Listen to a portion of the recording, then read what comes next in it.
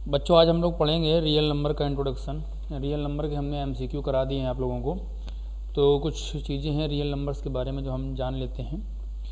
अभी तक के जितने भी हमने नंबर पढ़ रखे हैं 10th क्लास तक आते आते वो सारे नंबर रियल नंबर ही हैं, लेकिन हम उन्हें कैसे रिलेट करेंगे इसको हम समझते हैं इस इंट्रोडक्शन की क्लास में। रियल नंबर जो होते हैं एक्चुअल में वो दो प्रकार के पढ़ने हैं हमको। एक तो पढ़ने हैं हमको रेशनल और दूसरे होते हैं इरेशनल। अब रेशनल के अंदर वो सारे नंबर आ जाते हैं जो हमने अभी तक पढ़े हैं। सबसे पहले बच्चों सिखाया गया होगा आप लोगों को कि नेचुरल नंबर क्या होते हैं। इसके बाद आपको सिखाया गया कि होल नंबर क्या होता है। इसके बाद में आपको बताया गया होगा कि इवन नंबर क्या होते हैं। इसके बाद में आपको ऑड नंबर बताए गए होंगे। इसके बाद में आपको प्राइम नंबर बताए गए होंगे। फिर इसके बाद में आपको को प्राइम। इसके बाद में आपको कंपोजाइट। इसके बाद में आपको इंटीजर और इसके बाद में आपको फ्रैक्शन पढ़ाया गया होगा। अब इतने सारी चीज़ों को हम पढ़ चुके हैं पहले। अब ये सारी चीज़ें रेशनल नंबर से कैसे रिलेट करती हैं हम ये समझेंगे। रेशनल नंबर के ये जितने भी नंबर हमने पढ़े हैं ये सारे रेशनल नंबर ही हैं। कोई भी नेचुरल नंबर होता है वो रेशनल नंबर होता है। अगर हम एक सीक्वेंस बताना चाहें तो जितने भी नेचुरल नंबर होते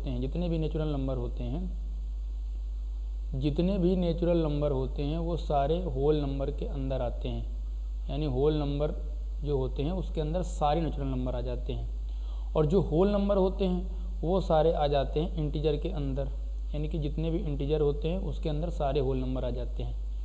और जो इंटीजर होते हैं वो सारे क्या होते हैं, वो रेशनल नंबर के अंदर आ जाते हैं। सारे इंटीजर जो होते हैं वो रेशनल नंबर के अंदर आ जाते हैं। और सारे रेशनल नंबर जो होते हैं वो रियल नंबर के अंदर आ जाते हैं। और सारे रियल नंबर जो होते हैं वो कॉम्प्लेक्स नंबर के अंदर आ जाते हैं। यानी कॉम्प्लेक्स नंबर जो होता है वो रियल और इमेजिनरी दो नंबरों को मिला करके बनता है। हमें यहाँ पे इमेजिनरी नंबर की कोई बात नहीं करनी है, हमें सिर्फ रियल नंबर के बारे में सारी चीज़ें जो जुड़ी हुई हैं उससे सारी समझनी है। तो सबसे पहले हम बात करते हैं कि natural number, whole number, even, odd, prime, coprime, composite, integer, fraction ये कैसे कैसे रिलेट करेंगे। तो इसको समझने के लिए क्या करना होगा, हमें रेशनल नंबर की डिफिनीशन समझनी होगी। रेशनल नंबर की डिफिनीशन क्या होती है?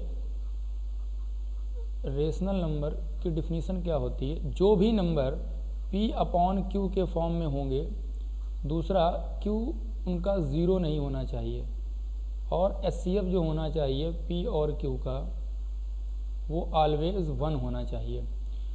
ये तीन अगर पॉइंट किसी भी नंबर में सेटिस्फाई हो जाएंगे तो हम ये कह देंगे कि वो नंबर रेशनल नंबर है। अब P और Q क्या होते हैं? P और Q न्यूमरेटर और डिनोमिनेटर होते हैं। यानी कोई भी नंबर अगर n और d के फॉर्म में होगा, n/d के फॉर्म में होगा और उसका डिनोमिनेटर 0 नहीं होगा और दोनों न्यूमरेटर का और डिनोमिनेटर का जो HCF होगा वो अगर 1 होगा तो हम कह देंगे वो नंबर रेशनल नंबर है। अब नेचुरल नंबर रेशनल नंबर कैसे हैं? सारे नेचुरल नंबर रेशनल नंबर होते हैं पर सारे रेशनल नंबर नेचुरल नंबर नहीं होते हैं। अब नेचुरल नंबर क्या, जैसे हमारा 1 हो गया, 2 हो गया, 3 हो गया, तो 1 और 2 और 3 को अगर हम दिखाना चाहें तो 1/1 कर सकते हैं। तो ये P/Q के फॉर्म में भी हो गया और इसका Q 0 भी नहीं है और इसका HCF भी 1 है। अगर हम होल नंबर की बात करें तो होल नंबर हमारा 0 होता है, 0 से स्टार्टिंग होती है होल नंबर की, तो 0/1 कर सकते हैं। तो ये भी P/Q के फॉर्म में है और इसमें भी Q हमारा क्या है, 0 नहीं है और दोनों का HCF 1 है। यानी किसी भी नंबर में अगर ये तीन कंडीशंस सेटिस्फाई हो जाती हैं तो वो रेशनल नंबर हो जाएगा। तो ये भी क्वेश्चन कई बार पूछा जाता है कि 0 रेशनल है या नहीं, तो हम ये कहेंगे 0 बिल्कुल रेशनल है।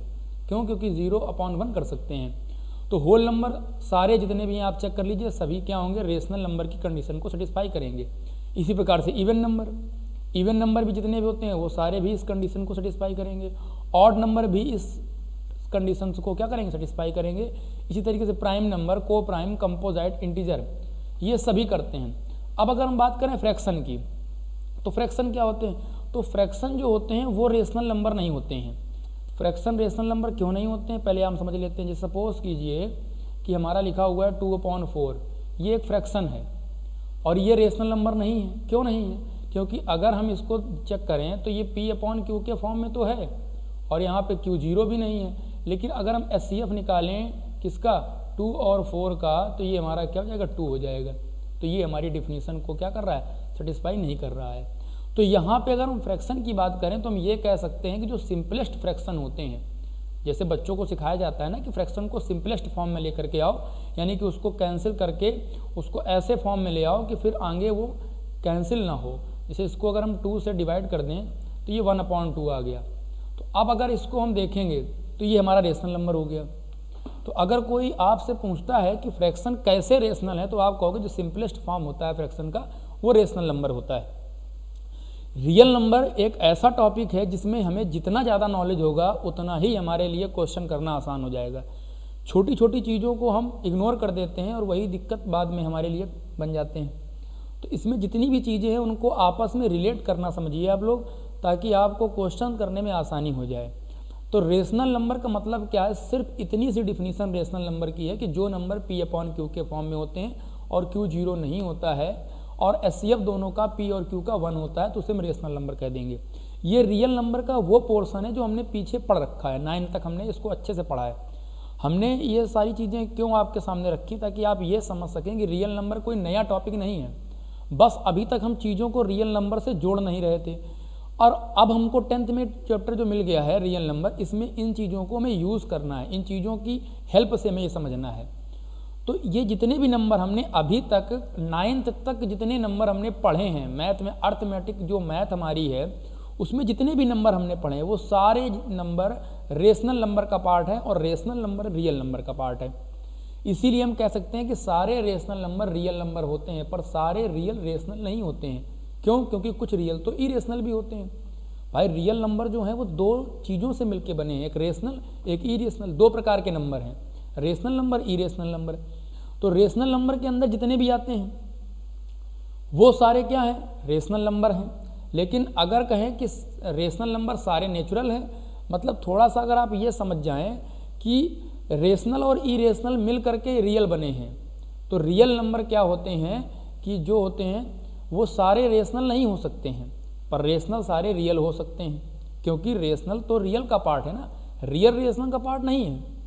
इसी तरीके से सारे नेचुरल जो होते हैं वो रेशनल हो सकते हैं, पर सारे रेशनल नेचुरल नहीं हो सकते हैं, क्योंकि नेचुरल रेशनल का पार्ट है ना कि रेशनल नेचुरल का पार्ट है। तो इन चीज़ों को अगर आप समझ जाओगे तो सारे क्वेश्चन हमें अच्छे समझ में आ जाएंगे। अब बात करते हैं इरेशनल नंबर की। तो जो बच्चों इरेशनल नंबर होता है इसकी भी एक ही डिफिनीसन है। कई सारी बुक में आपको बहुत कुछ दिया जाता है, लेकिन अगर आप इतना समझ लेंगे तो आपको हर जगह ये चीज़ मिलेगी आपको। इरेशनल नंबर क्या होता है, जो नंबर नॉन टर्मिनेटिंग होते हैं और नॉन रिपीटिंग होते हैं। हमने इसका बहुत यूज़ किया है MCQ में, लेकिन आप फिर से एक बार समझ लीजिए। जो नंबर नॉन टर्मिनेटिंग होते हैं और नॉन रिपीटिंग होते हैं। रिपीटिंग यहाँ पे हम रिपीटिंग भी कह सकते हैं और रिकरिंग भी कह सकते हैं। रिकरिंग दोनों का मतलब ही क्या होता है कि पॉइंट के बाद में वैल्यू रिपीट करे। रिकरिंग का मतलब भी क्या होता है कि बार बार रिपीट करे। एग्जाम्पल के लिए जैसे अगर एक एग्जाम्पल हम समझ लेंगे तो हमें समझ में आ जाए कि ये कैसा एग्जाम्पल इरेशनल नंबर होता है। जैसे एग्जाम्पल एक हम लिखते हैं कि लिखा है 0.0100100001। अब अगर आप इसको देखेंगे तो ना ये टर्मिनेटिंग है। टर्मिनेटिंग का मतलब क्या होता है कि जो पॉइंट के बाद एक फिक्स वैल्यू दे दे। तो यहाँ पे 0.01001 डैश डैश डैश ये जा रहा है हमारा आगे तक, तो ये टर्मिनेटिंग तो नहीं है। और ये रिपीटिंग भी नहीं है, क्योंकि यहाँ पे कोई ऐसी वैल्यू नहीं है जो रिपीट कर रही हो। 01 आ रहा है फिर 001 आ रहा है, तो ये रिपीट भी नहीं कर रहा है। तो ये एक डिफिनीसन होती है इरेशनल नंबर की। दूसरी एक डिफिनीसन और भी होती है कि अगर हम किसी प्राइम नंबर का स्क्वायर रूट ले लें, अगर हम किसी प्राइम नंबर का स्क्वायर रूट ले लें तो भी हम कह देते हैं कि वो इरेशनल आता है। क्योंकि अगर प्राइम नंबर का हम स्क्वायर रूट निकालेंगे लॉन्ग डिवीजन से तो वो कभी भी टर्मिनेट नहीं करेगा और कभी भी रिपीट नहीं करेगा। तो ये दो बातें अगर हमको अच्छे से समझ में आ जाएं तो फिर हम आगे बढ़ सकते हैं। रेशनल नंबर क्या होते हैं कि जो नंबर P/Q के फॉर्म में होते हैं, Q0 नहीं होता है और SCF P और Q का 1 होता है। इरेशनल नंबर क्या होते हैं, जो नॉन टर्मिनेटिंग होते हैं, नॉन रिपीटिंग होते हैं। इसमें बच्चों एक क्वेश्चन पूछ दिया था कि पाई क्या है, पाई हमारा रेशनल है कि इरेशनल है। तो पाई की वैल्यू हमें दो पता है, एक 3.14, एक 22/7। तो हमें दोनों में से कोई वैल्यू अगर नहीं बताई गई है तो हम कहेंगे कि पाई हमारा इरेशनल है। लेकिन अगर हम कह देंगे कि 22/7 क्या है, तो हम वहाँ पे बोल देंगे कि 22/7 जो है वो हमारा क्या रेशनल है। तो अगर 22/7 पूछेगा तो रेशनल, अगर पाई कहेगा तो इरेशनल, 0 पूछेगा तो रेशनल। तो इस तरीके से हम ये समझ सकते हैं कि रेशनल और इरेशनल में डिफरेंस क्या है।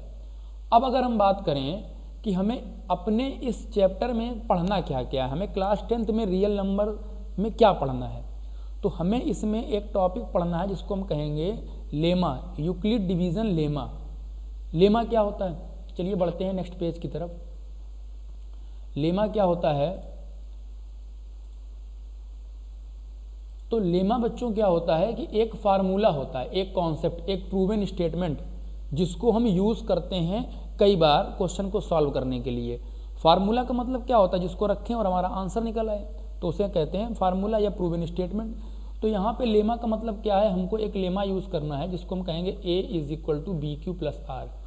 अब इस लेमा का मतलब क्या है, ये लेमा जो है जैसे आपने पढ़ा होगा कि D = DQ + R होता है, यानी डिविडेंड जो होता है वो डिवीज़र कोसेंट के मल्टीप्लाई और रिमाइंडर के सम के इक्वल होता है। अभी तक हम जो डिवाइड करते रहे उसमें हम यही करते रहे हैं कि हम क्या करते थे, डिविडेंड को डिवीज़र से डिवाइड करते थे, और जब वेरीफाई करते थे तो डिवीज़र और जो कोसेंट हमको मिलता था ना डिवाइड करने के बाद में, कोसेंट और रिमाइंडर, तो कोसेंट और डिवीज़र को मल्टीप्लाई करते थे, रिमाइंडर को ऐड करते थे, तो हम देखते थे कि हमारा डिविडेंड के इक्वल आ जाता था। तो उसी चीज़ को यहाँ पे थोड़ा सा चेंज कर दिया गया है, यहाँ पे दे दिया गया A = BQ + R। यहाँ पे भी A जो है वो डिविडेंड है और B जो है वो डिवीज़र है और Q हमारा कोसेंट हो जाएगा, R हमारा रिमाइंडर जैसे कि पहले होता था। तो ये हमारा एक लेमा हो गया, एक प्रूवन स्टेटमेंट है जिसको हम यूज़ करेंगे क्वेश्चन को सॉल्व करने में। और कैसे क्वेश्चन, हमें जब HCF निकालना होगा, हाईएस्ट कॉमन फैक्टर, तो हमें अभी तक जो HCF निकालना सिखाया गया था वो या तो प्राइम फैक्टराइजेशन से बताया गया था या हमको लॉन्ग डिवीजन से बताया गया था, पर यहाँ पे हमें यूक्लिड डिवीजन लेमा की हेल्प से हमको HCF निकालना है। दूसरा पॉइंट हमको क्या पढ़ना है, यूक्लिड डिवीजन एल्गोरिथम। आप लोग देख रहे होंगे कि दूसरी हेडिंग क्या पड़ी हुई है, यूक्लिड डिवीजन एल्गोरिथम। एल्गोरिथम का मतलब क्या होता है, सिर्फ अगर हम एल्गोरिथम की बात करें तो हम ये कहेंगे कि एल्गोरिथम का मतलब होता है प्रोसेस, यानी कि किसी भी चीज़ को करने का प्रोसेस। तो यूक्लिड डिवीज़न लेमा को अगर हम यूज़ करके कोई प्रॉब्लम को सॉल्व करते हैं तो उस प्रोसेस को हम कहेंगे यूक्लिड डिवीज़न एल्गोरिथम। यानी किसी प्रूवन स्टेटमेंट को यूज़ करके अगर कोई प्रोसेस किया था तो उसको एल्गोरिथम बोलते हैं। अब यहाँ पे हम यूक्लिड डिवीज़न लेमा का यूज़ करेंगे तो हम कह देंगे कि यूक्लिड डिवीज़न एल्गोरिथम। अब ये दोनों चीज़ें यूज़ कैसे करेंगे, तो एक क्वेश्चन को देखते हैं। यहाँ पे हमको दिया गया है कि HCF निकालना है 135 और 225 का, तो HCF निकालना है यूक्लिड डिवीज़न लेमा और यूक्लिड डिवीज़न एल्गोरिथम का यूज़ करके। तो सबसे पहले जो हमने क्लास 6-7 में पढ़ा था कि HCF कैसे निकालना है लॉन्ग डिवीज़न से, पहले हम उससे करते हैं। तो उसमें क्या हमने पढ़ा था कि 135 दिया गया, 225 दिया गया। इसमें जो छोटा होता था उसको हम डिवीज़र और जो बड़ा होता था उसको हम डिविडेंड मान लेते थे। फिर क्या करते थे कि 135 से हम क्या करते थे कि डिविडेंड को डिवाइड करते थे, तो ये 1 टाइम जाएगा तो 135 हो जाएगा, यहाँ पे 0 और यहाँ पे 9। अब हम क्या करते थे कि जो हमारा रिमाइंडर आता था उसको हम डिवीज़र मान लेते थे और जो डिवीज़र था उसको डिविडेंड मान लेते थे। फिर हम उसको क्या करते थे, डिवाइड करते थे, तो ये हमारा क्या हो जाएगा 90 आ जाएगा। अब हमारा रिमाइंडर क्या आ जाएगा 45, और फिर से वही काम कि रिमाइंडर को हम डिवीज़र और हम क्या करेंगे डिविडेंड को हम क्या करें, डिवीज़र को डिविडेंड मान लेंगे। अब ये हमारा 2 टाइम्स जाएगा और ये पूरा पूरा कैंसिल हो जाएगा, तो हमारा 45 क्या होता था कि HCF हो जाता था। जो लास्ट का डिवीज़र होता था उसको हम HCF बोल देते थे। अब इस चीज़ को यहाँ पे कैसे यूज़ करना है, तो यहाँ पे कैसे यूज़ करना है कि अगर आप इसको ध्यान से देखें तो यहाँ पे हमने क्या किया है कि डिवाइड किया है तीन बार। पहली बार हमने क्या किया जब डिवीज़र को 135 यूज़ किया, दूसरी बार क्या किया जब हमने डिवीज़र को 90 यूज़ किया, और तीसरी बार क्या यूज़ किया जब हमने डिवीज़र को 45 यूज़ किया। तो इसका मतलब क्या हुआ कि हमने 3 बार डिवीज़न किया है तो 3 बार लेमा लगाएंगे। अब देखिए लेमा क्या होता है, लेमा हमारा होता है A = BQ + R। अब ए क्या होगा, डिविडेंड। अगर हम पहले देखें, पहले वाले केस में जब हमने पहले डिवाइड किया तो हमारा डिविडेंड क्या था, 225 था, और हमारा डिवीज़र क्या था, 135, और हमारा कोसेंट कितना आ गया, 1, और हमारा रिमाइंडर कितना आ गया, 90। सेकेंड केस में क्या हुआ कि हमारा डिवीज़र 90 हो गया और डिविडेंड क्या हो गया, 135। तो हमने एक बार लेमा लगाया, हमारा क्या आ गया, ये रिजल्ट आ गया। अब फिर से अगेन लेमा लगाएंगे, क्योंकि अभी हमारा क्वेश्चन सॉल्व नहीं हुआ ना। जब तक प्रॉब्लम सॉल्व नहीं होगी तब तक हम लेमा का यूज़ करेंगे। भाई कोई भी टैबलेट अगर हम लेते हैं किसी भी प्रॉब्लम को सॉल्व करने के लिए, फीवर को सॉल्व करने के लिए या फीवर को ख़त्म करने के लिए, तो अगर फीवर के लिए कोई टैबलेट ले रहा है तो तब तक टैबलेट लेंगे ना जब तक कि वो प्रॉब्लम सॉल्व नहीं होगी। तो एक टैबलेट जो है वो जिस फार्मूले पे बनी है उसको हम लेमा कहेंगे। अब उस टैबलेट को जितने बार लेंगे जब तक कि प्रॉब्लम सॉल्व हो जाए तब तक हम उस चीज़ को क्या कहेंगे कि वो फार्मूला जितने बार यूज़ करेंगे, 1 बार 2 बार 3 बार, तो हम कह देंगे कि वो क्या है, एक प्रोसेस है। तो यहाँ पे हम जब दोबारा से लेमा का यूज़ करेंगे तो क्या हो जाएगा, अब हमारा डिविडेंड जो हो जाएगा वो क्या बन जाएगा, 135। आप देखिए सेकेंड डिवीज़न में क्या हो गया, 135 हो गया, और यहाँ पे हमारा डिवीज़र क्या हो गया, 90 हो गया, कोसेंट क्या आएगा, 1, और हमारा रिमाइंडर क्या आ रहा है, 45। फिर अगेन फिर से लगाएंगे, जब हमारा क्या हो गया, डिवीज़र 45 हो गया, तो हमारा डिविडेंड क्या है यहाँ पे 90, और यहाँ पे क्या होगा, डिवीज़र 45 और इनटू क्या होगा 2 टाइम्स, और रिमाइंडर क्या हो गया 0। जहाँ पे रिमाइंडर 0 आ जाएगा वहीं उसी लेमा पे जो हमारा डिवीज़र होगा वही हमारा क्या होगा, एचसीएफ, यानी हमारा एचसीएफ क्या हो गया, 45। ये एक थोड़ा सा अपडेट प्रोसेस है पहले वाले तरीके से, यानी जो हम लॉन्ग डिवीज़न पढ़ते थे उससे थोड़ा सा अपडेट है यूक्लिड डिवीज़न एल्गोरिथम। कुछ नया नहीं है, जो हमने अभी तक किया है उसी को थोड़ा सा हमें अपडेट कर देना है। तो इस क्वेश्चन को अगर देखा है आपने अच्छे से तो आप इसका सेकंड और थर्ड पार्ट आराम से कर सकते हैं। ये आपका होमवर्क हो गया, आप लोगों को ये दोनों पार्ट सॉल्व करने हैं। इसके बाद बढ़ते हैं कि नेक्स्ट टॉपिक हमारा क्या होगा। तो यूक्लिड डिवीज़न लेमा और यूक्लिड डिवीज़न एल्गोरिथम समझ लेने के बाद में हमको नेक्स्ट टॉपिक पढ़ना है फंडामेंटल थ्योरम ऑफ अर्थमेटिक। ये सारी चीज़ें वो चीज़ें हैं जो आपको इस चैप्टर में यूज़ करनी है। फंडामेंटल थ्योरम ऑफ अर्थमेटिक का मतलब क्या होता है, कोई भी कंपोजाइट नंबर, अगर हम यहाँ पे थोड़ा सा प्राइम और कंपोजाइट को समझ लें तो प्राइम नंबर क्या होता है, हमने प्राइम नंबर के बारे में पढ़ा था कि जो भी नंबर अपने आप से ही डिवाइड होता है, किसी और नंबर से डिवाइड नहीं होता है, तो हम कह देते हैं प्राइम नंबर है। जैसे कि हमारा 2 हो गया, 3 हो गया, 5 हो गया, 7 हो गया, 11 हो गया, 13 हो गया, 17 हो गया, इस तरीके से बहुत सारे प्राइम नंबर होते हैं। तो 2 के बारे में भी हमको याद रखना होगा कि 2 एक ऐसा प्राइम नंबर है जो अकेला इवन है और सबसे लीस्ट प्राइम नंबर है, सबसे छोटा प्राइम नंबर है। 2 के बारे में हमको याद रखना होगा। तो प्राइम नंबर क्या होते हैं, अगर हम एग्जाम्पल इसके लिखें यहाँ पे तो क्या हो जाएगा, हमारा 2 हो जाएगा, 3 हो जाएगा, 5 हो जाएगा, 7 डैश। और अगर काउंटिंग से प्राइम नंबर को निकाल दिया जाए तो जो बचेंगे वो सारे कंपोजाइट होंगे 1 को भी हटा करके। क्यों? क्योंकि 1 जो होता है ना ही प्राइम होता है और ना ही कंपोजाइट होता है, ना ही प्राइम होता है ना ही कंपोजाइट होता है, ये आपको ध्यान रखना होगा। तो प्राइम नंबर क्या होते हैं, 2, 3, 5, 7 और इसके आगे जितने भी मिलेंगे हमको जो सिर्फ अपने आप से डिवाइड होंगे।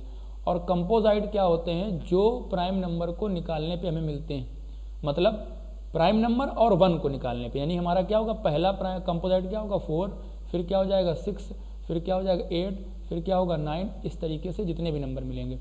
यानी पूरी होल काउंटिंग में, होल काउंटिंग कह सकते हैं, नेचुरल काउंटिंग कह सकते हैं, क्योंकि 0 तो प्राइम और कंपोजाइट में हम ले नहीं सकते। तो क्या हो जाएगा कि नेचुरल काउंटिंग में बात करें तो प्राइम नंबर क्या होते हैं, 1 को निकाल दीजिए और इसके बाद जितने कंपोजाइट नंबर उनको निकाल दीजिए, सारे प्राइम मिल जाएंगे। अगर कंपोजाइट की बात की जाए तो आप 1 निकाल दीजिए, सारे प्राइम निकाल दीजिए तो कंपोजाइट मिल जाएंगे। तो फंडामेंटल थ्योरम ऑफ अर्थमेटिक क्या कहती है, तो ये कहती है कि कोई भी कंपोजाइट नंबर होगा अगर उसका हम फैक्टर करेंगे तो वो क्या होगा, प्राइम नंबर ही होगा। क्यों? आप चेक कर लीजिए, अगर आप 4 का फैक्टर करते हैं तो 4 का क्या होगा, सबसे पहले आप 2 से चेक करेंगे तो 2 से ये 2 टाइम जाएगा, फिर 2 से ये क्या 1 टाइम चला जाएगा। यानी कि हमारा फैक्टर क्या हो जाएगा, इसका 4 का फैक्टर हो जाएगा 2 × 2, यानी कि ये एक प्राइम फैक्टर ही है। यानी कि प्राइम फैक्टराइजेशन मेथड जो हमने यूज़ करना सीखा था उसमें हमने क्या सीखा था कि हम प्राइम नंबर से ही डिवाइड करते थे। अगर 2 से करेंगे जब तक 2 से हो रहा है, इसके बाद 3 से चेक करेंगे, फिर 5 से चेक करेंगे, फिर 7 से चेक करेंगे।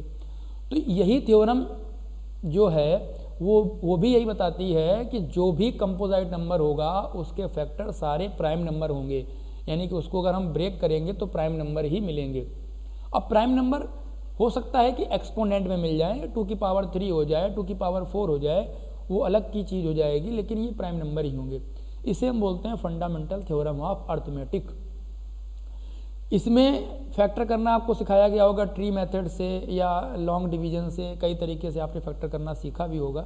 जैसे कि अगर हम बताना भी चाहें यहाँ पे कोई भी नंबर ले लीजिए, मान लीजिए 128 ले लें, तो यहाँ सबसे पहले हम क्या करेंगे, 2 से करेंगे 6 टाइम्स और ये 4 हो जाएगा, फिर 2 से करेंगे तो ये 3 और 2 हो जाएगा, फिर 2 से करेंगे तो क्या होगा 16 हो जाएगा, फिर 2 से 8 हो जाएगा, फिर 2 से क्या होगा 4 होगा, फिर 2 से 2 हो जाएगा और ये 2 से क्या होगा 1 हो जाएगा। यानी हम 2 से तब तक करेंगे जब तक कि वो क्या हो 2 से डिवाइड होगा। अगर वो 2 से नहीं हो रहा है तो फिर हम 3 से करेंगे। जैसे कि एग्जांपल एक दूसरा भी आप लोग देख लीजिए, 144 दिया गया है, तो हमने यहाँ 2 से किया तो हमारा क्या हो गया 72 आ गया, फिर 2 से किया तो ये 36 आ गया, फिर हमने अगेंस्ट 2 से किया तो ये 18 आ गया, फिर 2 से किया तो ये क्या आ गया 9 आ गया। बट अब इसके बाद अगर हम करेंगे तो ये 2 से डिवाइड नहीं होगा, तो हम यहाँ से 3 से चेक करेंगे, तो 3 से 3 टाइम जाएगा और 3 से 1 टाइम जाएगा। तो मतलब प्राइम फैक्टर यहाँ पे सारे जितने भी हैं वो सारे प्राइम हैं, मतलब 2 पहले दिया गया फिर 3 दिया गया।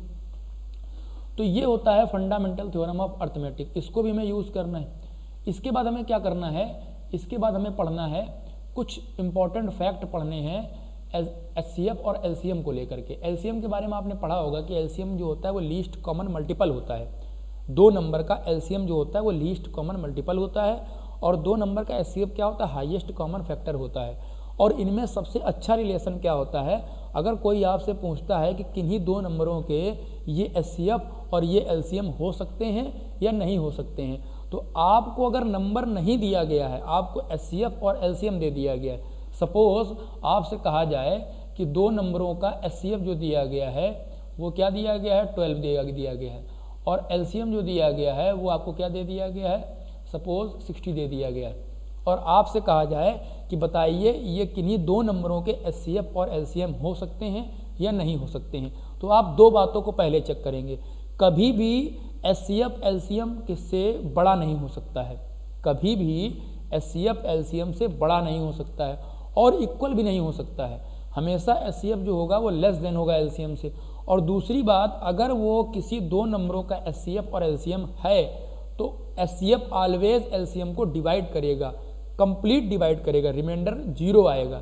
तो आप यहाँ अगर चेक करेंगे तो क्या करेंगे 60 में अगर आप 12 को डिवाइड करेंगे तो ये 5 टाइम्स कैंसिल हो जाएगा, यानी कि ये हमारे किन्हीं 2 नंबरों के एचसीएफ और एलसीएम बिल्कुल सही हैं।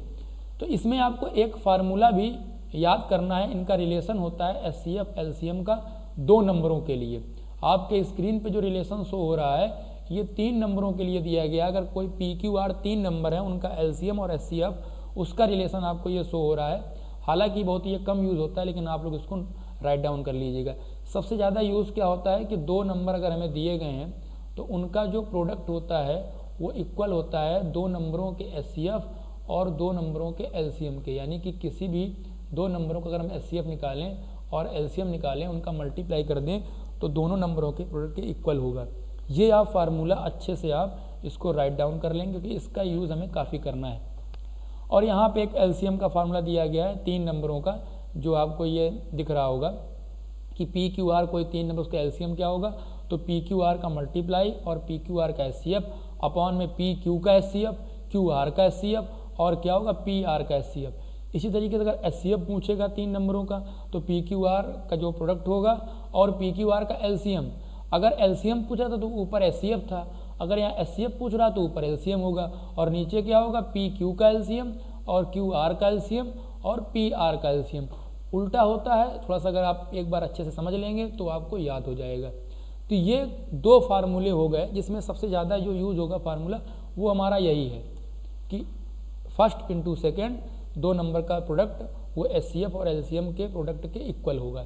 और यहाँ से आपको ध्यान रखना है कि एलसीएम जो होगा वो ऑलवेज एचसीएफ से बड़ा होगा, कभी भी इक्वल या छोटा नहीं हो सकता है, और एलसीएम में हमेशा एचसीएफ का क्या होगा कंप्लीट डिवाइड होगा।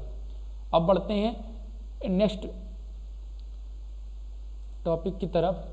तो नेक्स्ट पेज में एक क्वेश्चन दिया गया है, हम सबसे पहले इसको प्रूव करते हैं। जो भी हमने अभी तक सीखा है ये बहुत अच्छा क्वेश्चन है और थोड़ा सा इसमें आपको जो अभी तक सीखा है उसको यूज़ भी करना है। हमसे कह रहा है कि शो कीजिए every positive integer is either even और ऑड। ये एक स्टेटमेंट है, इसको प्रूव करना है। हालांकि होता है, आप कोई भी नंबर ले लीजिए पॉजिटिव इंटीजर, या तो वो इवन होगा या वो ऑड होगा, बट इसे हम प्रूव कैसे करेंगे?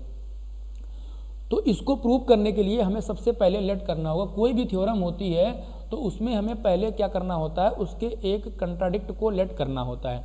तो हमने लेट कर लिया कि यहाँ पे क्या लेट कर लिया कि एक कोई नंबर है x सपोज, तो यहाँ लिख लेंगे लेट x एक ऐसा नंबर है जो क्या है, नाइदर इवन है नॉर ऑड है, यानी कि ना ही इवन है ना ही ऑड है। यानी x एक ऐसा नंबर है जो ना इवन है ना ऑड है, लेकिन इसके पहले वाला जो नंबर होगा वो या तो इवन होगा या तो ऑड होगा, या इसके बाद वाला जो नंबर होगा वो या तो इवन होगा या ऑड होगा। क्योंकि काउंटिंग में कोई भी नंबर के जो आगे वाला नंबर होता है या तो वो इवन होता है या तो ऑड होता है। तो हमने क्या लेट कर लिया है कि x कोई नंबर है जो ना इवन है ना ऑड है। तो अगर हम x-1 की बात करें तो या तो ये इवन होगा और या तो ये क्या होगा, ऑड होगा। अभी हमें पता नहीं कि ये क्या है, बट हमें ये पता है कि x के पहले वाला नंबर दोनों में से कुछ ना कुछ तो होगा, या इवन होगा या ऑड होगा। अगर इवन होगा, अब यहाँ पे हमारे पास क्या हो गया, दो केस हो गए। एक केस क्या हो गया, पहला केस क्या है कि जो x-1 है ये इवन है, और दूसरा केस क्या हो गया हमारे पास कि x-1 जो है ये ऑड है। तो अगर इवन होगा तो इवन नंबर का हमने जनरल फॉर्म पढ़ रखा है कि वो क्या होता है, 2q होता है। तो अगर हम यहाँ पे x की बात करें तो x-1 इवन है, तो इवन का जो जनरल फॉर्म होता है वो क्या होता है, 2q होता है। तो यहाँ पे हम 2q ले सकते हैं। तो x की वैल्यू क्या आ गई, वो 2q+1 आ गई। और ये भी हमने पढ़ रखा है कि 2q+1 जो होता है वो ऑड का फॉर्म होता है। तो अगर हमने x-1 को इवन लिया तो ये प्रूफ क्या हो गया कि ये ऑड है। और इसी तरीके से अगर हमने ऑड लिया है तो ऑड का फॉर्म क्या होता है, 2q+1। तो यहाँ से अगर हम x की वैल्यू निकालेंगे तो x क्या हो जाएगा, 2q+2। यानी जब हमने ऑड लिया तो इवन आ गया। तो इसका मतलब क्या है कि जब हमने x-1 को इवन लिया तो x क्या आ गया, ऑड आ गया, और x-1 को ऑड लिया तो x क्या आ गया, इवन। तो इसका मतलब हमारा कंट्राडिक्ट प्रूफ क्या हो गया कि x या तो इवन होगा या तो ऑड होगा, इसके अलावा कुछ नहीं हो सकता है। यही हमने लेके चले थे ना कि x हमारा ना इवन है ना ऑड है, लेकिन उसके पहले वाला नंबर जो होगा या तो इवन होगा या तो ऑड होगा। तो जब हमने उसको इवन लिया तो वो क्या आ गया, ऑड आ गया, और जब ऑड लिया तो इवन आ गया। तो यहाँ से हमारा क्या प्रूफ होता है कंट्राडिक्शन के हेल्प से कि हमारा x क्या है, इवन होगा या तो ऑड होगा। तो ये बहुत अच्छा सा क्वेश्चन था, आप लोग इसको स्क्रीनशॉट ले लीजिए। बढ़ते हैं कुछ क्वेश्चन की तरफ। उसके पहले एक चीज़ को समझ लेते हैं। नेक्स्ट क्वेश्चन जो है उस पर जाने से पहले एक चीज़ मिस हो गई जो हम आपको फिर से एक बार एक्सप्लेन कर देते हैं। लेमा से रिगार्डिंग ही है। यहाँ पे आपको एक चीज़ और ध्यान रखनी है। जो लेमा होता है यूक्लिड डिवीज़न लेमा, हमने क्या बताया कि लेमा क्या होता है, a = bq+r। तो यहाँ पे आपको एक बात और याद रखनी है कि जो r होता है रिमाइंडर, वो कभी भी डिवीजर से ग्रेटर या इक्वल नहीं हो सकता है। इस बात को कैसे लिखेंगे कि r जो होता है वो ऑलवेज क्या होगा, b से लेस होगा, और 0 से क्या होगा, बड़ा होगा या इक्वल भी हो सकता है। एक छोटा सा एग्जांपल अगर आपको हम दे के बताएं, जैसे कि अगर हम 3 से क्या करें, 11 को डिवाइड करें, तो हमारा 11 क्या है, डिविडेंड, और 3 क्या है, डिवीज़र। अगर 3 से 11 को डिवाइड करेंगे तो क्या कभी ऐसा पॉसिबल है कि रिमाइंडर 3 के इक्वल या 3 से बड़ा आ जाए? कभी नहीं हो सकता है। अगर वो 3 के इक्वल आएगा तो हम एक बार और उसको क्या करेंगे, हम डिवाइड कर सकते हैं, या हम एक ज़्यादा बार उसको क्या कर सकते हैं, एक कोसेंट की वैल्यू एक बढ़ जाएगी। जैसे एग्जांपल इसको हम सॉल्व करते हैं तो ये 3 का अगर हम इसमें टेबल देखें तो 3 3 जा क्या हो जाएगा, 9 हो जाएगा। 3 3 जा क्या हो जाएगा, 3 3 जा 9 हो जाएगा, और हमारा क्या रिमाइंडर क्या आ जाएगा, 2 आ जाएगा। तो रिमाइंडर क्या आया, 2 आया। इसका मतलब ये 2 क्या है, ये 3 से लेस है। अगर इसको हम 2 टाइम्स पढ़ते 3 2 जा 6 तो ये हमारा गलत होता है ना, ये डिवीजन के प्रोसेस को जस्टिफाई नहीं करता। हमें क्या करना होता है डिवीजन में कि मैक्सिमम जो कंडीशन, मैक्सिमम टाइम सम टेबल को पढ़ते हैं जब तक कि जो हमारा रिजल्ट आएगा, यानी जो हमारा मल्टीप्लाई करने पर रिजल्ट आएगा वो डिविडेंड से ज़्यादा नहीं होना चाहिए, उससे कम होना चाहिए। तो यहाँ पे क्या हुआ कि अगर 3 से डिवाइड कर रहे थे तो 11 को अगर डिवाइड किया तो 2 आ गया। अगर हम 3 से क्या करते 12 को डिवाइड करते तो हमारा क्या होता है 4 टाइम चला जाता है, तो रिमाइंडर क्या हो जाता है 0 आ जाता है। और अगर हम 3 से 10 को डिवाइड करते तो ये क्या होता है 3 टाइम जाता है और यहाँ 9 आता है, तो रिमाइंडर क्या आता है 1। तो इसका मतलब क्या हुआ कि अगर हम 3 से डिवाइड कर रहे थे तो रिमाइंडर क्या आ सकता था 0 आ सकता था, 1 आ सकता था और 2 आ सकता था। क्लियर है। इसी तरीके से अगर 4 से करते तो 4 से करने पे क्या होता कि 0 आ सकता था, 1 आ सकता था, 2 और 3 तक रिमाइंडर आ सकता था। तो आपको ये कंडीशन बहुत अच्छे से ध्यान रखनी है, ये इम्पॉर्टेंट बहुत ज़्यादा है क्योंकि इससे बहुत सारे क्वेश्चन हमें करने होंगे। इसी कंडीशन की हेल्प से एक क्वेश्चन देखते हैं हम लोग, तो थोड़ा सा आपको जो है समझ में आएगा कि हमने क्या सीखा अभी तक। ये 2 क्वेश्चन आपकी स्क्रीन पे शो हो रहे हैं। पहले क्वेश्चन में क्या कर रहा है, क्या कह रहा है कि शो कीजिए एवरी पॉजिटिव इवन इंटीजर जो होता है वो 6m+1 का फॉर्म होता है और 6m+3 का होता है और 6m+5 का होता है और m यहाँ पे कुछ भी हो सकता है। एवरी पॉजिटिव इवन इंटीजर जो होता है वो 6m+1 का फॉर्म होता है। सॉरी, यहाँ पे इवन नहीं होगा, ऑड होगा। यहाँ पे मिसप्रिंट है, आप लोग यहाँ चेक कर लीजिएगा। यहाँ पे हमें ऑड प्रूव करना है सो दैट एवरी पॉजिटिव, या इसको हम हटा देते हैं। नेक्स्ट क्वेश्चन को, इसके बाद इस वाले क्वेश्चन को देखते हैं। तो ये क्वेश्चन क्या कह रहा है, कह रहा है so that every positive even integer is of the form of 4m and the every positive odd integer is the form of 4m+1। अब देखिए यहाँ पे हमको प्रूव क्या करना है कि 4m जो होगा 4m वो होगा इवन इंटीजर का फॉर्म और 4m जो m+1 जो होगा ये ऑड इंटीजर का फॉर्म होगा। तो इसमें हमको दिख क्या रहा है कि जो 4 है वो एक डिवीज़र है। तो अगर हम यहाँ पे ये लिख लें कि b = 4 तो हमारा r क्या हो सकता है, r 0 हो सकता है, 1 हो सकता है, 2 हो सकता है, 3 हो सकता है। अभी हमने बताया कि अगर a = bq + r दिया गया है तो r हमारा क्या हो सकता है b से ऑलवेज छोटा होगा, इक्वल भी नहीं हो सकता है। तो अगर हम इन वैल्यू को यूज़ करके a की वैल्यू निकालना चाहें तो अगर r 0 होगा तो a क्या हो जाएगा हमारा 4q + 0 हो जाएगा। अगर r 1 होगा तो a क्या हो जाएगा 4q + 1 हो जाएगा। और अगर हमारा r क्या होगा 2 होगा तो a 4q + 2 हो जाएगा। और अगर हमारा r 3 होगा तो a 4q + 3 हो जाएगा। यानी अगर b 4 है तो r 0 1 2 3 हो सकता है। और अगर इन दोनों वैल्यू को यूज़ करें तो हमारे सामने a की जो वैल्यू है वो 4q या 4q + 1 या 4q + 2 या 4q + 3, इसके अलावा कुछ नहीं हो सकता। अब अगर यहाँ पे हम क्या करें q की वैल्यू डाल दें, अगर हम यहाँ पे q की वैल्यू क्या डाल दें कि 1 2 या 0 भी ले लो, 0 1 2 इस तरीके से हम इसमें वैल्यू पुट कर दें तो पहले केस में a की वैल्यू क्या होगी 4 × 0 0, फिर क्या होगा 1 डालेंगे तो 4, इसी तरीके से 2 डालेंगे तो क्या होगा 8, इस तरीके से आएगी एंड सो ऑन। दूसरे केस में a की वैल्यू क्या होगी, अगर हम 0 डालेंगे तो क्या आएगा 1, अगर 1 डालेंगे तो क्या होगा 5, अगर 2 डालेंगे तो क्या हो जाएगा 9 एंड सो ऑन।